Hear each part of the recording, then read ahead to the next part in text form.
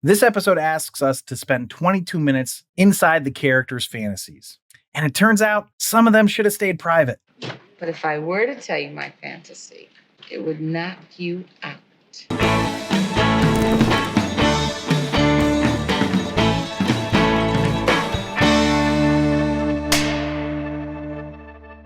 This is the back half of Fantasy Borough, and structurally it's already at a disadvantage, because it only works if you found the first half charming, funny, and worth extending. In part 1, the gimmick was novelty, seeing how each character's inner life revealed something essential about who they are. Tony's fantasy was silly, Jim's was absurd, Latka's was authoritative. It worked well enough. Part 2, though, has to justify why this idea deserved a second episode, and instead it kind of exposes the limits of the premise. What we get here is a trio of fantasies that range from mildly amusing to baffling to actively tedious. And while there are flashes of insight, especially with Louie, the episode never really finds a rhythm. It feels less like a finale and more like leftover material that didn't quite know where else to go. Which is strange because this is the end of a very successful second season, one that won Emmys, did well in the ratings, and solidified Taxi as a prestige sitcom. You'd expect it to go out with something memorable. Instead, it goes out with sparklers. With that in mind, welcome back to The Rank. I'm John. Now today we're ranking the 24th and final episode of the second season of Taxi, titled Fantasy Borough Part 2,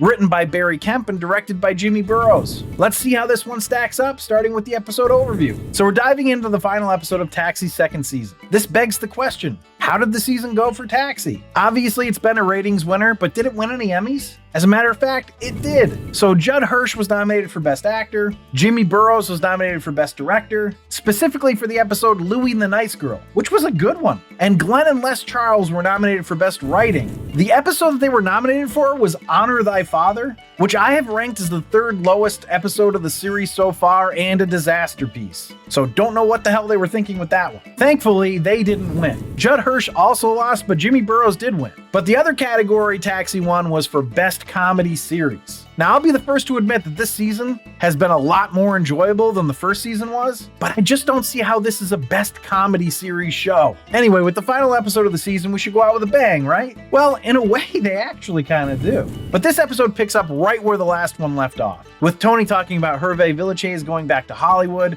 and all the famous people parties he's gonna go to. But right after that, Louie's gonna speak up from his cage and say that Hollywood is full of a bunch of perverts. Now, I just had no idea that this idea of Hollywood has persisted for so long. I just sort of thought it was a newer phenomenon, but clearly it isn't. Now, in the first part, the whole thing is about everyone sharing, or really the audience seeing, everyone in the garage's fantasy. We had Tony, Jim, Bobby, and Latka. In this part, we're going to get Alex, Louie, and Elaine. And we start with Alex, who supposedly doesn't know how to fantasize. I really don't know what to say about this. Is this a problem that anybody has? I know that there are people with aphantasia who can't visualize, but I'm pretty sure they can still fantasize. But we're gonna get a taste of what Alex means when he says that he tries to fantasize, but it just never really works out. His fantasy starts with him getting an attractive woman into his cab, and she is just all about him. Then, when it looks like they're gonna seal the deal, Alex, in full New York accent, says, "So, Cookie, what brings you to New York?" Her response is her husband, and that kills the fantasy for him. He ends up mumbling, "Why was she married?" Now, I get the joke,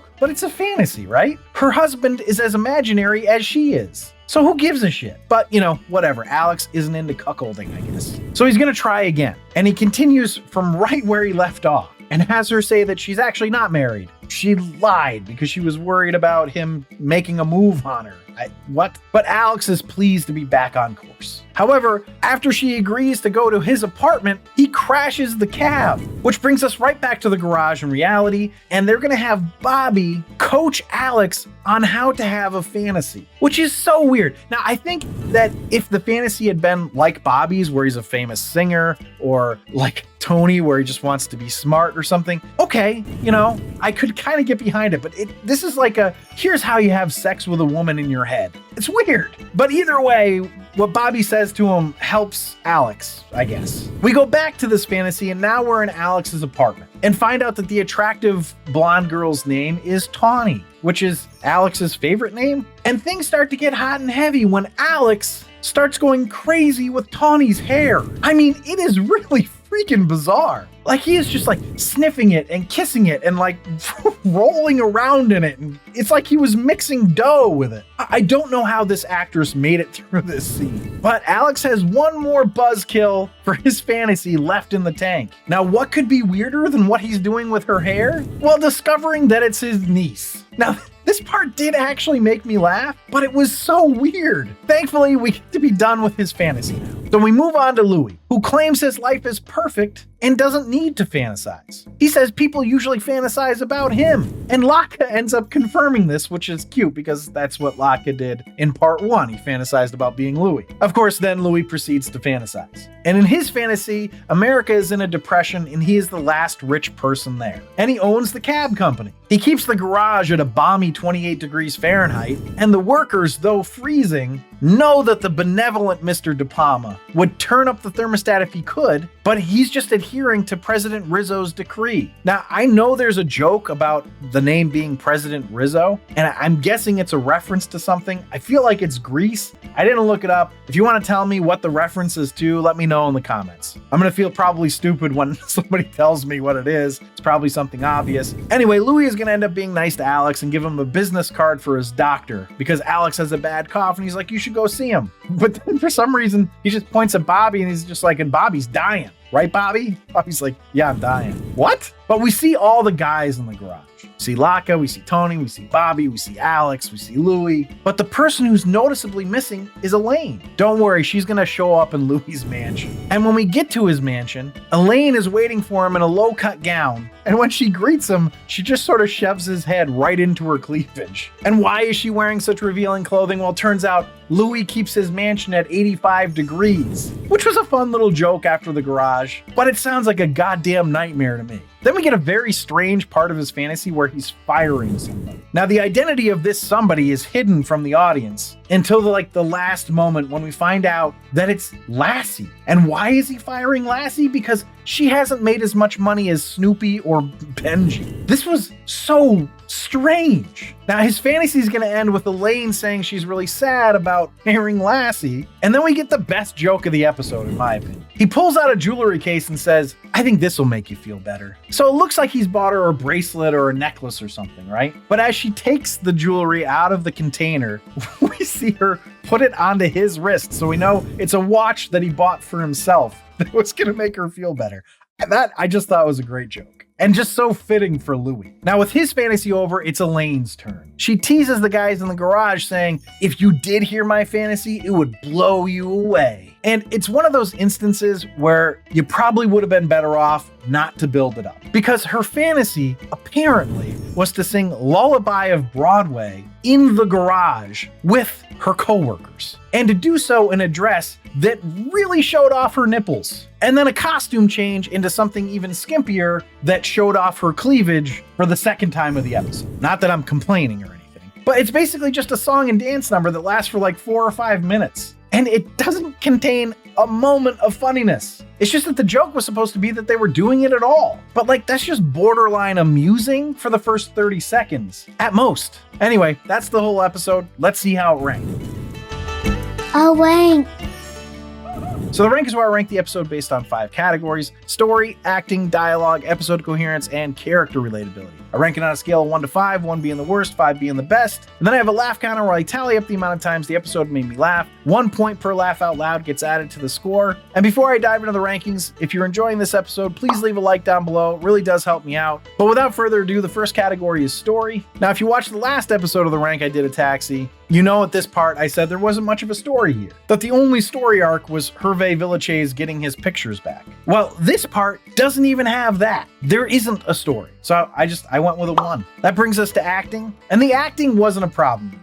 Honestly, I think they've all really grown into their roles and are operating at a pretty high level at this point. But there's only so much you can do with this material. I gave it a 4.25. That brings us to dialogue. I didn't find the dialogue particularly awful, but it just wasn't funny at all. Plus, I think the first part was more engaging and fun than this one was. I gave it a 2. So that brings us to episode coherence. There's really nothing to cohere to here, except their characters' personalities. In the previous episode, I think they did that really well. In this episode, it was a little hit or miss. Louie's was excellent, Alex was kind of ho-hum, and Elaine's just made no sense at all. Is she into musicals? I mean, I'm okay with accepting that she is, but that hasn't ever been established. So what the heck? Plus, the episode starts at a confusing point if you hadn't watched the previous part. And I know what you're saying. Well, why would you watch part 2 if you hadn't seen part 1? Well, back when this came out, if you missed part 1, it's not like you were going to catch the rerun. You couldn't go and stream it later. Anyway, I gave it a 2. So let's go to character relatability. I cannot relate to somebody not being able to fantasize. If I'm off base and there are people out there like this, please correct me in the comments. Louie was definitely the most relatable of the fantasies. Elaine's wasn't entirely unrelatable, if you want to say that hers was about doing something special with her friends, but that's still kind of a stretch, so I gave it a 2. So the rankings here have not been great. So it needs to have a really high laugh counter for it to hit anywhere near the top 3 tiers, but even just a decent laugh counter to stay out of the last one. And unfortunately, it only got me 3 times. So there you have it, a grand total of 14.25, which makes it a disaster piece. But as for the series average, it went down to a 26.1, which keeps it as mediocre, but feels like it's heading in the wrong direction here. And if you're ranking along with me, drop your scores in the comments. I'd really be curious to see if you're feeling the same way I am. But thanks for listening and or watching. Check out my other Taxi episodes or any of my other sitcom or movie ranking episodes. Remember to subscribe, comment, and like. For up-to-date rankings, you can check out my website at therankedpodcast.com or email me there at john@therankedpodcast.com. You can also become a patron if you want to really support the show at patreon.com/therankedpodcast. But I'll leave you with this. Why did Elaine get in trouble in the garage during this episode? Because she left her headlights on. What an unpleasant innuendo.